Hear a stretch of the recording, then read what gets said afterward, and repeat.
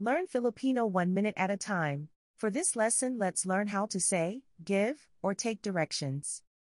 Here, Dito. Dito.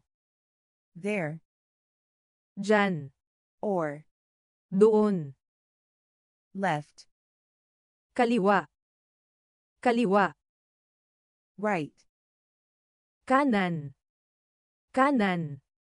in front, Sa harap. Sa harap. behind, Sa likod. Sa likod. north, Hilaga.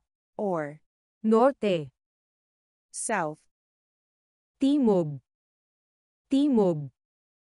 east, Silangan. Silangan. west, Kanluran. Kanluran.